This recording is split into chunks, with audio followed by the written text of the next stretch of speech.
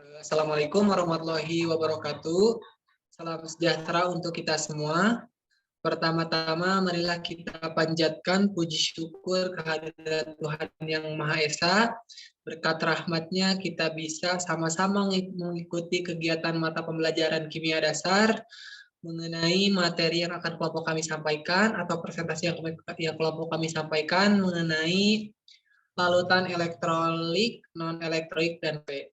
Pertama-tama perkenalkan, nama saya Rian Fauzan. Berikut nama-nama kelompok saya.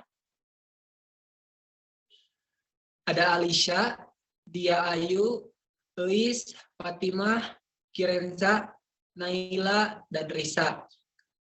Agar mengefektifkan waktu, langsung saja ke pemaparan dibacakan oleh dari Alisha. Kepadanya saya persilakan. Materi yang pertama yaitu larutan elektrolit. Larutan elektrolit didefinisikan sebagai larutan yang dapat menghantarkan arus listrik.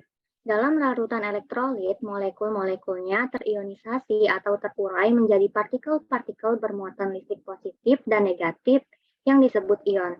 Ion positif disebut kation dan ion negatif disebut anion. Perubahan kimia pada larutan elektrolit ditandai dengan adanya perubahan warna, timbulnya gelembung gas, dan adanya endapan.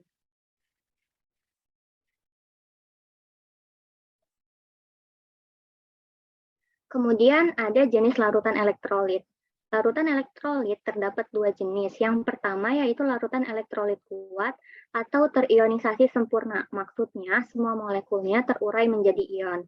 Ciri yang pertama yaitu terionisasi sempurna. Yang kedua mempunyai daya tahan listrik yang baik. Dan yang ketiga biasanya berupa asam kuat, basa kuat, dan garam yang kation dan anionnya berasal dari basa kuat. Contoh asam kuat yaitu HCl, H2SO4. Dan contoh basa kuat adalah NaOH dan KOH.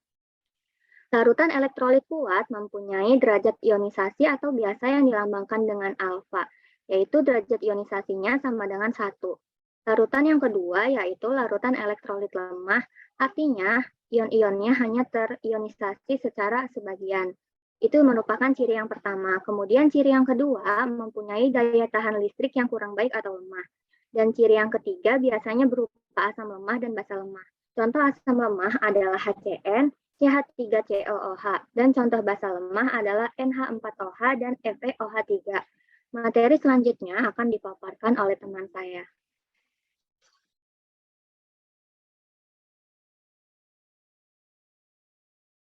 Manfaat larutan elektrolit.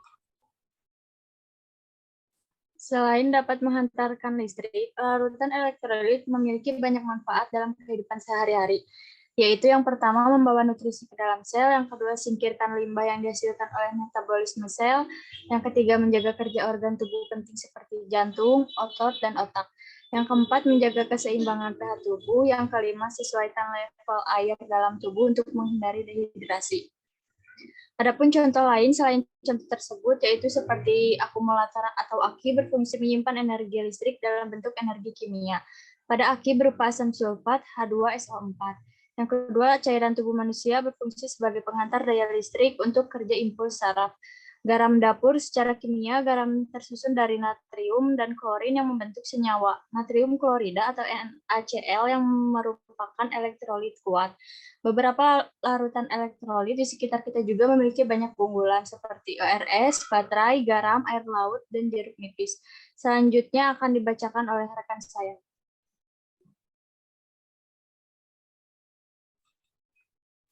Larutan non-elektrolit. Larutan non-elektrolit merupakan larutan yang tidak bisa menghantarkan sebuah arus listrik.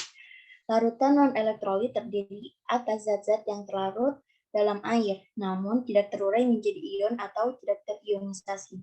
Berikut gambar di bawah merupakan contoh dari larutan elektrolit serta non-elektrolit. Next slide. Ciri-ciri larutan non-elektrolit yang pertama, tidak dapat terionisasi. Yang kedua, tidak dapat menghantarkan arus listrik. Yang ketiga, tetapan atau derajat ionisasi alfa sama dengan 0. Jika diuji dengan alat uji elektrolit, larutan ini tidak menghasilkan reaksi apapun. Yang terakhir, biasanya berupa senyawa yang berasal dari kelompok asam karboksilat dan senyawa yang tersusun dari unsur karbon, hidrogen atau karbon, hidrogen, oksigen, kecuali senyawa dari CH3COOH atau asam asetat dan HCOO atau HCOOH atau asam format. Contohnya yang pertama ada urea, yaitu CONH22. Yang kedua ada glukosa, yaitu C6H12O6. Yang ketiga sukrosa, yaitu C12H22O11. Yang terakhir ada etanol, yaitu C2H2OH. Selanjutnya akan dipaparkan oleh teman saya.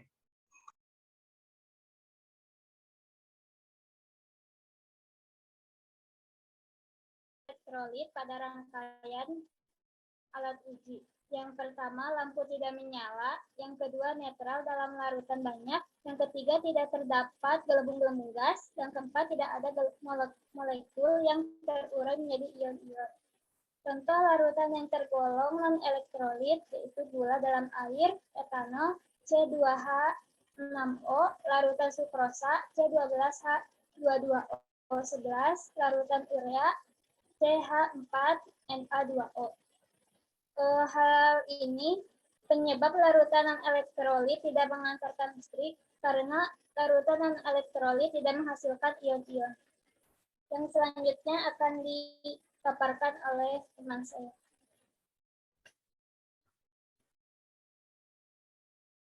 Selanjutnya ada manfaat larutan non-elektrolit.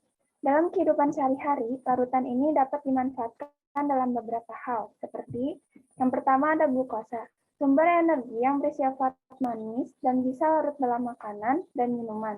Biasanya terdapat pada gula, nasi, gandum, jagung, dan lain-lain. Yang kedua ada urea. Senyawa ini biasanya digunakan sebagai pupuk dalam bidang pertanian.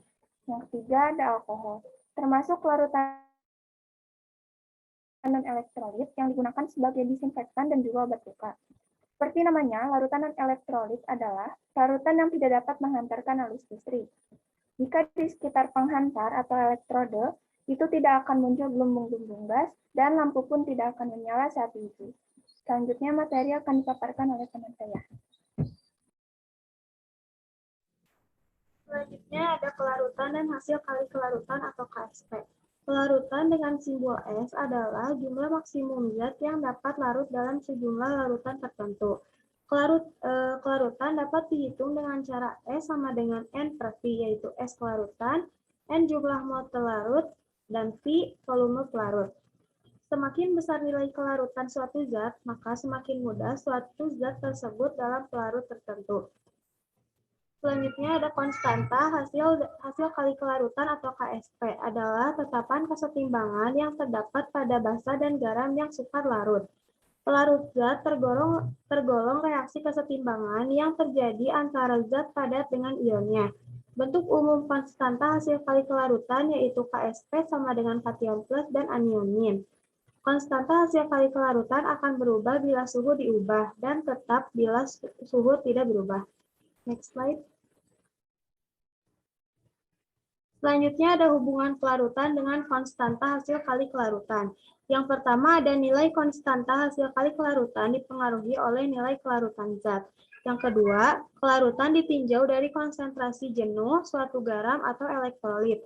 Sedangkan tetapan hasil kelarutan mengacu pada garam-garam yang tepat mengendap. Yang ketiga, nilai kelarutan dari suatu zat terlarut akan berubah jika spesies lain dalam larutan berubah. Hal ini berbeda dengan KSP. Nilai KSP dari suatu zat terlarut selalu tetap pada setiap temperatur yang spesifik.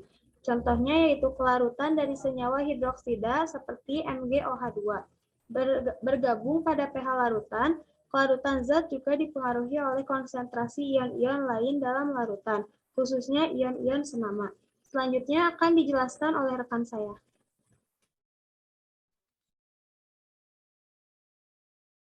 Hubungan kelarutan dengan ion senama dan pH. Yang pertama, kelarutan zat dipengaruhi oleh ion penyusun pelarut. Yang kedua, kelarutan zat pada pelarut yang mengandung ion sama dengan zat yang akan memperkecil kelarutan karena menggeser keseimbangan. Yang ketiga, nilai kelarutan ion senama dari zat yang dilarutkan diabaikan karena nilainya kecil dan yang digunakan adalah konsentrasi ion senama dari pelarut. Yang kelima, kelarutan zat juga dipengaruhi oleh pH larutan, yaitu dipengaruhi oleh ion OH. Yang keenam, kelarutan basa pada pelarut, basa akan memperkecil kelarutan karena menggeser keseimbangan. Selanjutnya, kelarutan garam pada pelarut basa akan memperkecil kelarutan karena reaksi hidrolisasi, garam menggeser keseimbangan. Selanjutnya, nilai kelarutan OH dari zat yang dilarutkan diabaikan karena nilainya kecil, dan yang digunakan adalah konsentrasi OH dari pelarut. Yang terakhir, zat-zat yang kelarutannya dipengaruhi oleh pH. Selanjutnya, materi selanjutnya akan dipaparkan oleh teman saya. Oke, untuk selanjutnya di sini ada pengendapan. Yang pertama, pengendapan terjadi pada suatu larutan yang telah jenuh. Yang kedua, larutan yang telah jenuh oleh suatu zat masih mengalami pelarut walau sudah ada endapan. Namun, laju pelarutan zat tersebut sebanding dengan laju pengendapan zat. Yang ketiga, konstanta hasil kali kelarutan juga dapat meramalkan pengendapan. Bila dua larutan dicampurkan, maka akan terbentuk basa atau garam yang akan larut atau mengendap yang dapat dicek dengan kuosien reaksi atau QC. Yang kelima, kuosien reaksi atau QC adalah nilai yang bentuk persamaannya sama dengan tetapan hasil kali kelarutan atau KSP. Kemudian di bawah ada gambar kuosien atau QC ya, kation plus dan anion min. Yang terakhir ada reaksi pengendapan dari dua larutan merupakan pengenceran sehingga nilai konsentrasi larutan zat dapat berubah.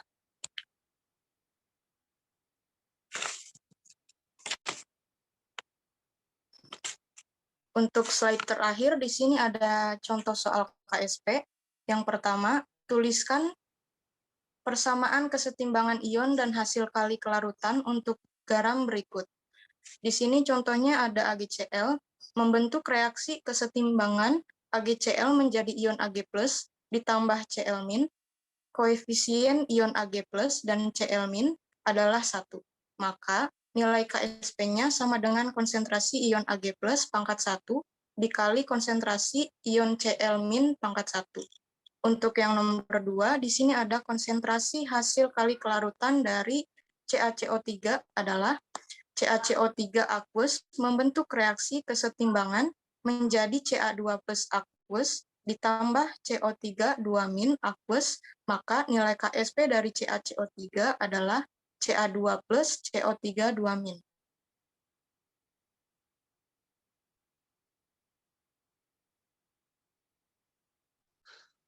Baik, terima kasih banyak telah menyaksikan dan memerhatikan presentasi dari kelompok kami.